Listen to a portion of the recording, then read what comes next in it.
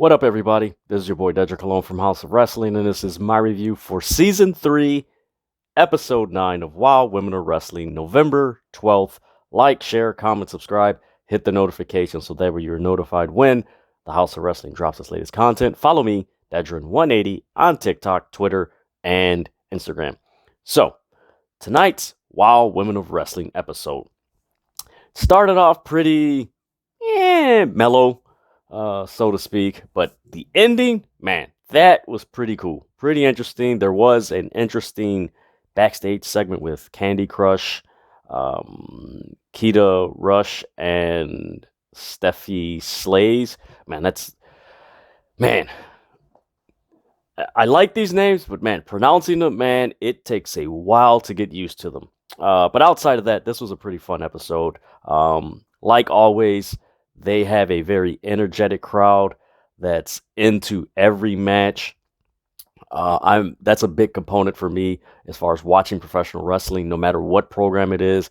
If the crowd is energetic, it gets me into it. If the crowd is just silent and very subdued and just witnessing and not experiencing, that's when, for me, like, I am more inclined to change the channel. And with Wild Women of Wrestling, I do not have that inclination. For one, it's only an hour, and for two, it is a very vibrant, energetic product, and I like it. I like it, and a few of the women wrestlers I've seen in other promotions, so it's just like, all right, man, this is going to be fun. And it comes on Saturday nights. Here in Chicago, it comes on at 6 p.m. and at 9 p.m. twice, so you get double dose. If you missed it at 6, you can watch it at 9, and then if you DVR it, you can watch it whenever you want. So before I get into the show, I'm going to give you guys the results like I always do with all these reviews. Again, like this video, share it, whatever you want to do. But man, get the word out about House of Wrestling. I got some pretty interesting content in store for 2023 and some stuff that I have. If things go a certain way, I'm going to have more fun with my fandom and sharing it with you guys in the House of Wrestling. So let's get to these results. So the opening match, you had Americana defeat the Disciplinarian. In the second match, you had Chantelli Cella. Man, I hope I'm pronouncing that right. Man, these names are... Man, they're challenging. She defeated BK Rhythm. Then you had Keta Rush and Candy Crush. Yeah, Candy Crush and Keta Rush. Man, that's a tongue twister. They defeated Holidead and Chainsaw with Sarah and Voodoo Doll, who was at ringside. Then you had Princess Aussie defeat Tormenta, who had Sophie Lopez at ringside. So that is the results for Wild Women of Wrestling for November 12th of 2022, Season 3, Episode 9.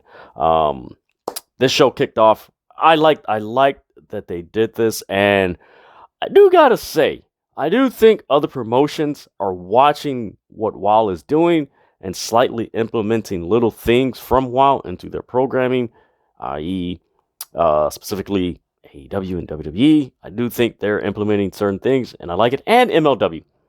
I could be wrong.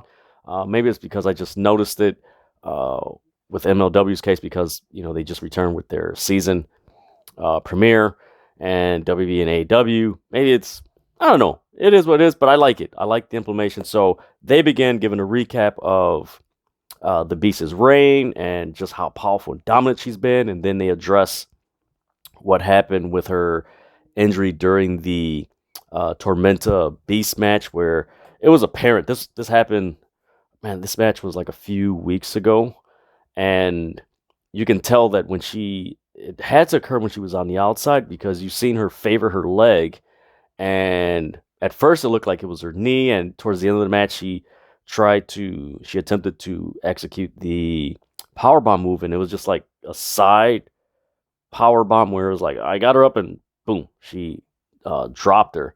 So yeah, they said they had people, doctors check it out and everything. So I don't know what's going to happen with that title. I know there was certain reports as far as a new champion and who is the new champion. That has yet to be confirmed. I know there was an event with I believe, the new champion, but nothing has been addressed or anything like that. So we shall see what happens with this world title and who is the world champion. That I can't remember her name, but I'm not going to give away spoilers or anything like that because some of you guys don't like spoilers. Me, I don't mind spoilers because I'm the type of person I still have to watch it and see it to believe it, even though I see the spoilers. So yeah, they recap that. I like that because it's like, man, if you haven't, if you saw the Beast and you're like, man, where's she at? Like, man, she's very impressive and she's very captivating. Where when you see her once, you're just like, whoa, who is that? And I do not see anybody like her anywhere else. Who is she? And you're drawn to her. So if you haven't watched it in a while, you're like, man, where's she at? I want to, where is she? Man, she's cool and stuff like that. And their social media, they really don't go into detail with that. They're kind of vague. I could be wrong, but they pretty much address everything episode by episode. They really don't go beyond that. Maybe I'm wrong. Comment below if you've seen that with the Wild Superheroes social media accounts.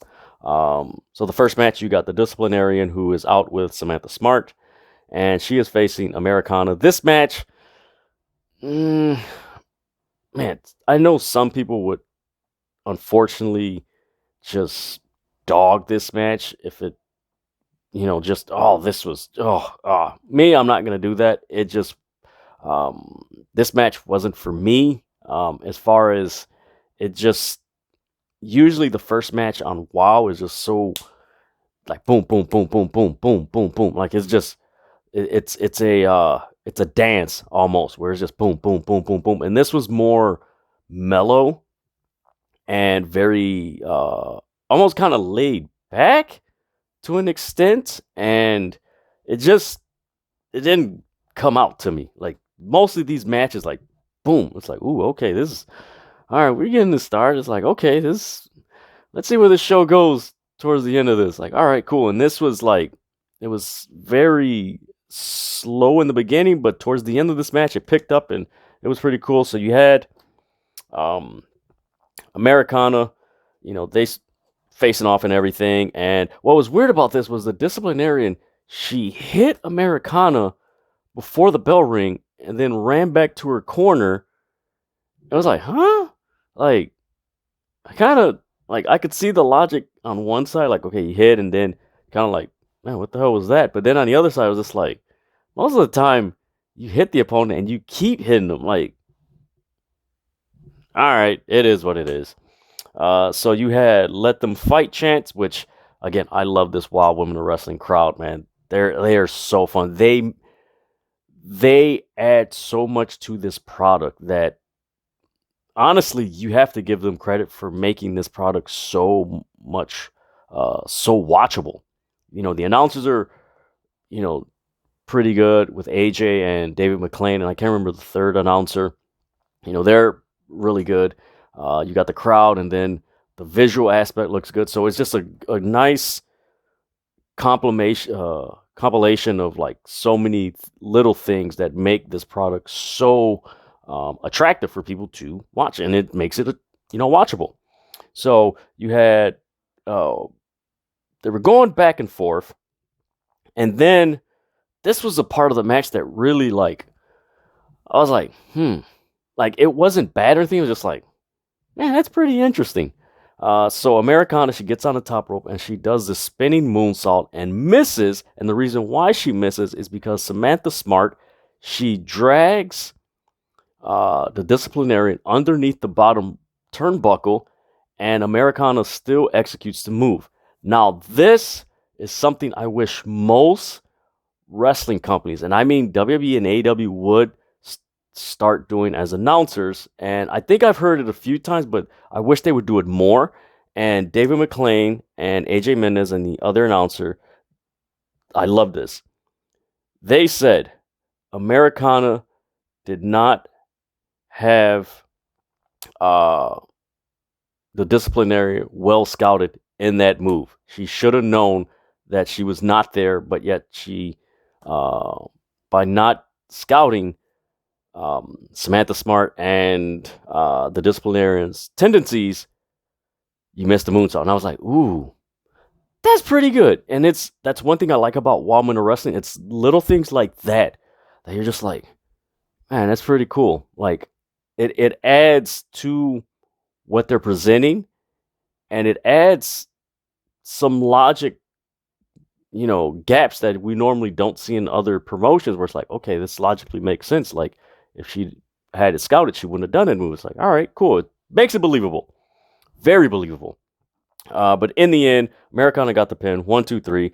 She plans a disciplinarian. And the cool part after this, and man, I really like how Wild Women of Wrestling is adding like these vignettes and these backstories. Like for me, like I don't know if it's there's like the lines are blurred in a good way. It's not when you mention the lines are blurred in professional wrestling, like, oh god, they're trying to swerve us or something negative. Like in this instance, it's very positive, especially with Wild Women of Wrestling. So Americana, she gets interviewed by David McLean, and he tells the story of how it took her 6 years to get to the ring and live out her dream. And he says, yes, your son is at ringside. And she grabs the mic. She says, I do this so he can have a better life. And that's already 2 wrestlers I know of that's happened. The first one was Leah McCoy and her parents. So I do like that aspect because it adds to the story they're telling with the vignettes. Like the vignettes in Wild Women Wrestling, like I've said it numerous of times, those are probably some of the best storytelling vignettes in professional wrestling because they add so much realism, and there's not very little of the wrestling aspect. It's more of they're telling the story of what led to them to getting to Wild Women of Wrestling. That's like, ooh, that's some good stuff. And I wish other promotions would do that, especially WWE and AEW. New Japan, I wish they would, do that. I know they've done it sporadically. Like most of these companies have done it sporadically, but Wild Women of Wrestling does a very good job of telling the story. Okay, this is who they are. This is what they experience. And this is why they're here in Wild Women of Wrestling. This is what they look forward to accomplishing in WoW.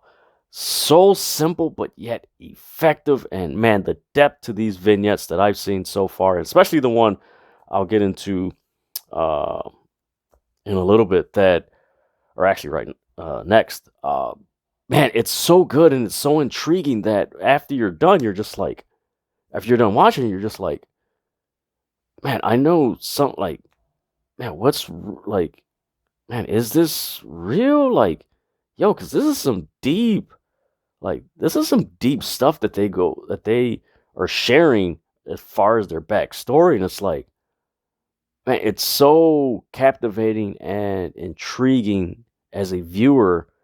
And it adds so much to the character that you're just like, oh man, if, for me, it's like, okay, I get what they're trying to do, but if someone else, let's say another viewer is just clicking and they watch it, like, oh man, I really like this character.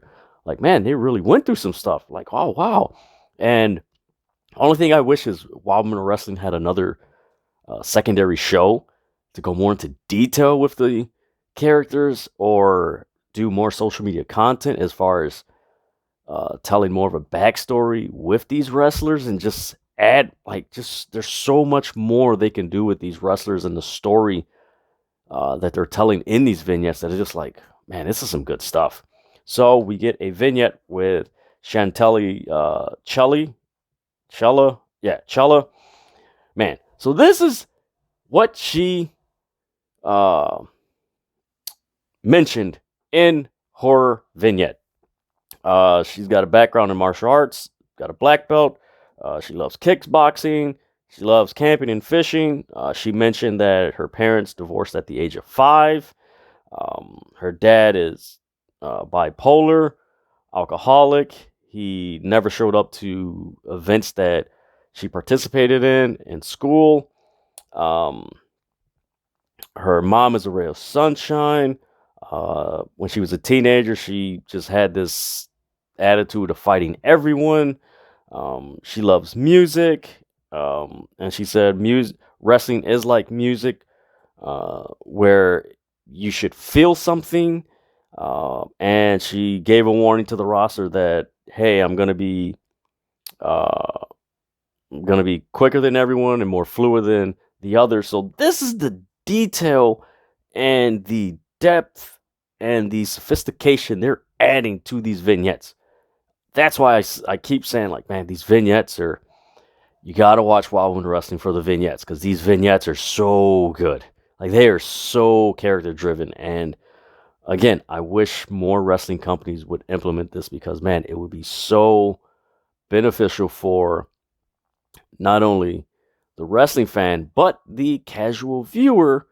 That, granted, there is some form of casual viewers, but just the viewer that isn't familiar with your product, you kind of catch them up to speed. It's like, oh wow, this character's pretty. Oh wow, this is interesting. And I believe, man, that'd be so you know beneficial to pretty much all wrestling companies, because let's face it, like, what, there's 15, 16 well-known wrestling organizations, including WoW, that most wrestling fans know of. There's at least 16.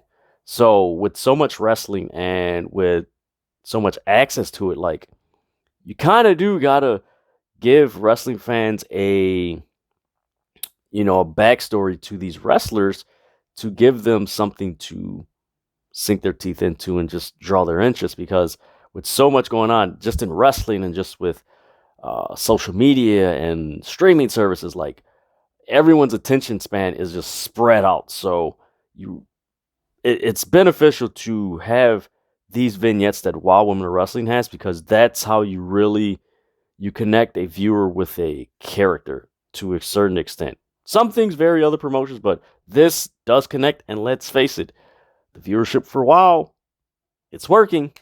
So after that, we got the match between BK Rhythm and Chantelli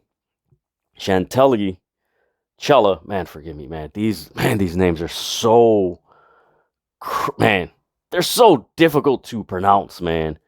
Um, so Chantelli, she throws her jacket on the announcers. BK Rhythm does her typical freestyle.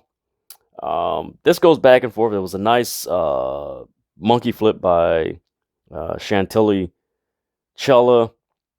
Then you had BK Rhythm hit the mic drop. Then there was a reverse chin lock by BK Rhythm. Then there was a double knee strike by Chantilly Chella. Then another running knee by Chelly. Then there was a double drop kick off the top rope by Chantilly Chelly. Then there was a spinning leg pin. 1, 2, 3. Chantilly Chella wins the match. Pretty decent match. It was a lot more energetic than the first match, but this match had a lot of energy, and it did help with the vignette that was played before, giving a backstory of Chantilly Chella. Really decent match. BK Rhythm, like, she's pretty solid in the ring.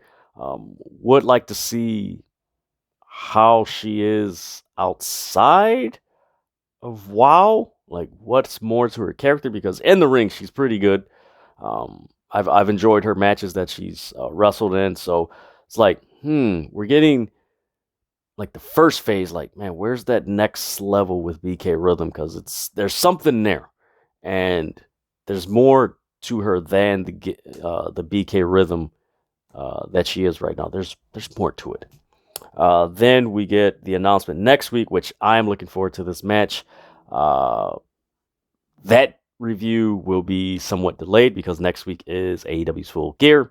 So I'm going to try to work out. Thankfully, I DVR freaking Wild Women Wrestling. But next week, you're going to have the Tonga Twins versus Miami Sweet Heat. And I was surprised. I didn't realize that Miami Sweet Heat, they're twins. So it's like twins versus twins. I was like, oh, wow, that's interesting. So it is for the WoW Women of Wrestling Tag Team titles. About time.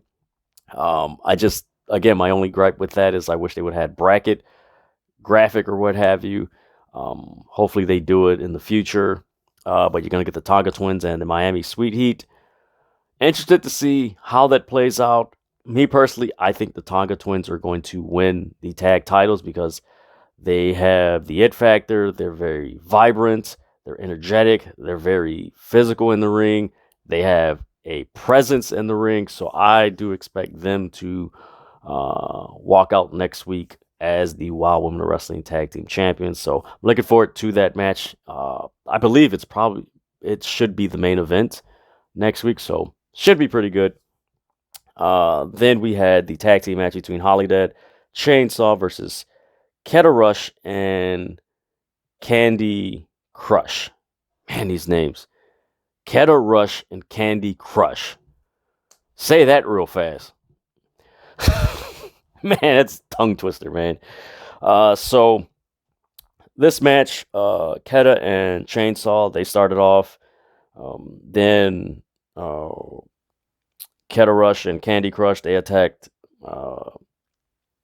Chainsaw and Holidead, and back and forth. It was just back and forth. And then you had a nice double Russian leg sweep by Keta and Candy Crush, which was really cool. This tag team match was really fun. I'm accustomed to Holidead's work. She's phenomenal. She should be already signed by WWE or AEW, which honestly might happen with the whole Ring of Honor thing in the next couple months. But you had a Body Scissors leg lock by Keta on Holidead, which that looked really good. You had Chainsaw break up a pin. Then you had Holidead execute a sweet sidewalk slam. Then you had a sequence where you had Holidead and Chainsaw. They were just clotheslining Keta and Candy in the turnbuckles, and they went to Irish whip them, and Keta Rush and Candy Crush, they flipped it around, which allowed Holidead and Chainsaw to double clothesline each other, which resulted in the KO Crush Superman punch for the pin. So they win. Keta Crush and Candy Rush. I hope I said, yeah. Keta Rush and Candy Crush win. They defeat Chainsaw and Holidead. Loved the match. It was entertaining. And I love Holidead's work, man. Like I said, man, she needs to be signed by WWE, AEW. You know, like next year she should be in one or two of those companies next year. Then we go to commercial, we come back, and this is where things I normally don't really nitpick on Wild Women of Wrestling because I know it's very most of the shows are, they're already pre-taped and stuff like that. And I really don't nitpick because I understand that. But this right here, there's a lot of questions that don't add up. It's a good premise. It's a good, simple storyline that's like, ooh, okay, this is interesting. But the way it was executed, man, there's a lot of questions. So first off, we had a backstage. They go backstage, and it's Candy Crush and Keta. They're in the locker room. It's kind of weird. It's like, it's women's locker room. Why is there a camera there?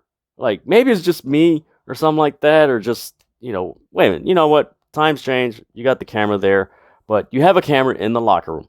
So they're celebrating, and Candy Crush tells Keta Rush, hey, I'm going to take a shower.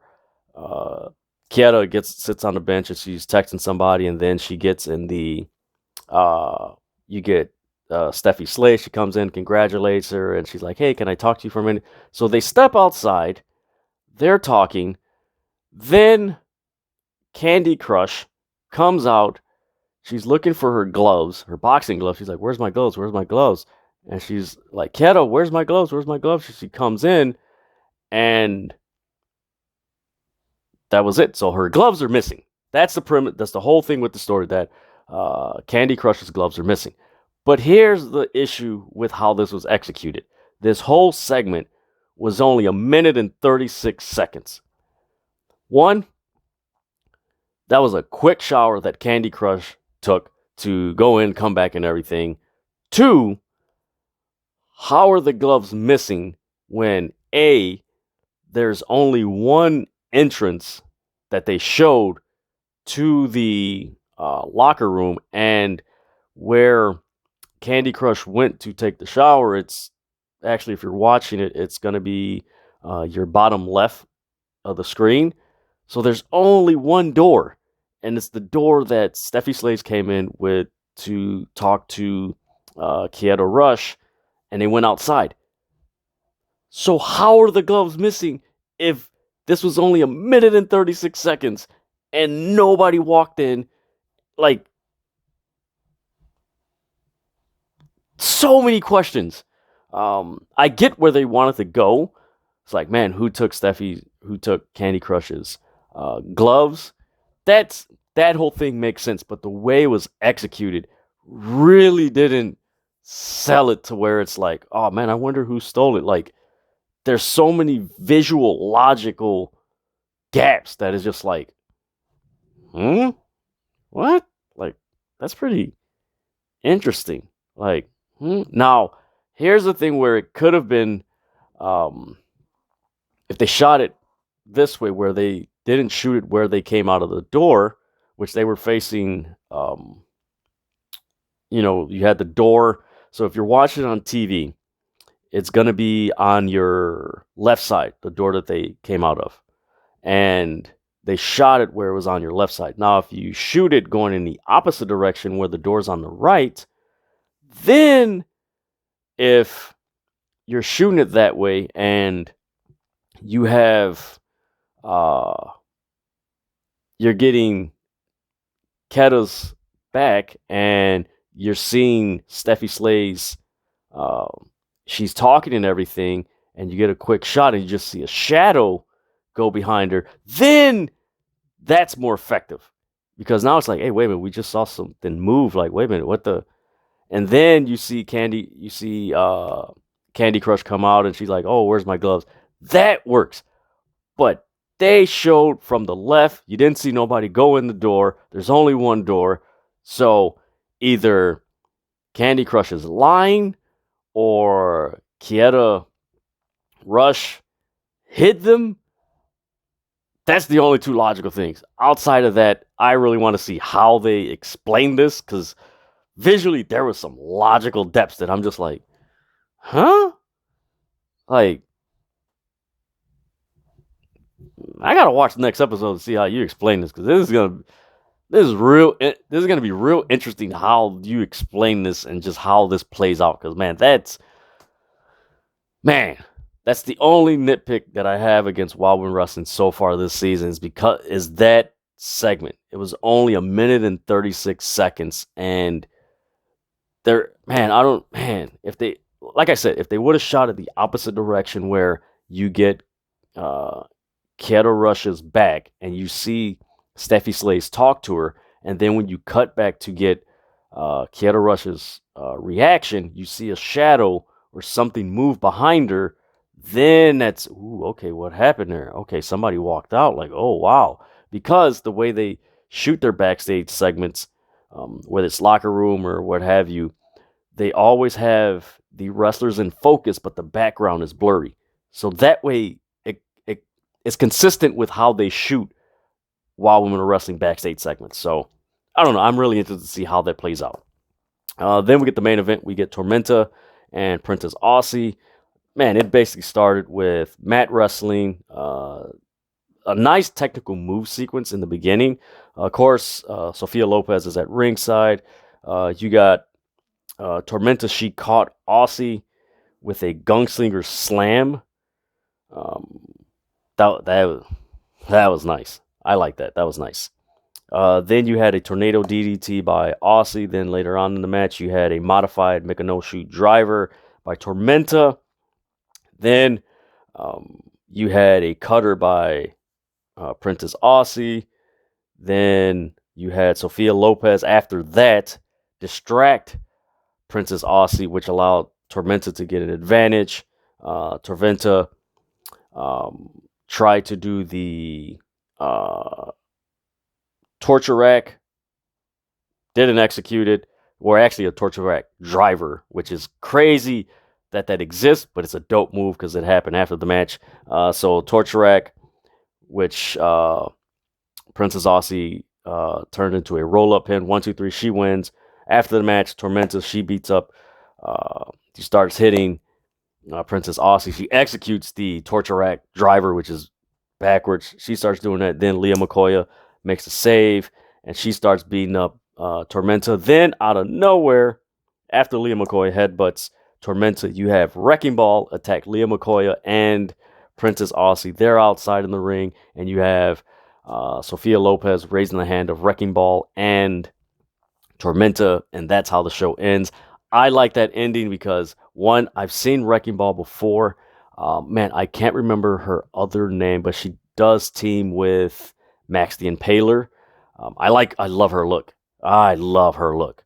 So I'm interested to see how that plays out. Of course, in the last few weeks, they've really been pushing Leah McCoy, and man, she deserves it. Like, she's had some great matches, and her vignettes are one of the best on Wild Women Wrestling. So, just interested to see how that plays out. Of course, how it's going to play out with who took Candy Crush's boxing gloves. And man, the direction they want to go with that is pretty cool. The way they executed was not.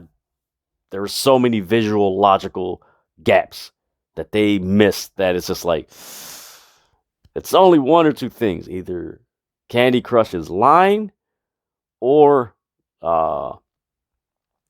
Lita Kieta Rush hid them. Because outside of that, don't know how those gloves came up missing, because that was a short amount of. Let me stop. Let me just. Oh man, that still drives me nuts. Like, huh? But outside of that, I'm also looking forward to next week, the tag team match between the Tonga Twins and Miami Sweet Heat for the Wild Women Wrestling Tag Team titles. So we're gonna have a title match on Wild Women Wrestling. I believe they announced that Penelope Pink is gonna be there, and a few other wrestlers that I didn't catch because they just ran through them really quick. But man, next week's gonna be fun with that tag team title match between the Tonga Twins and the Miami Sweet Heat. I think we might get some more information as far as the Wild Women Wrestling Championship. It kind of alluded to it with the whole Beast being injured and see her future. Like, they kind of alluded to it in that beginning video package of the show. But man, this is a fun show. It's a fun, entertaining, complimentary alternative to WWE, AEW, New Japan, Impact Wrestling, MLW. Like, it's a fun, complimentary, entertaining alternative to the other wrestling companies. And the ratings are showing, and they're showcasing women's wrestling. And right now, women's wrestling is a draw, and the ratings reflect that with Wild Women Wrestling. So, looking forward to see what happens next week. So, this is my review for Season 3, Episode 9 of Wild Women of Wrestling, November 12th edition. Man, I had to check and see the date, man.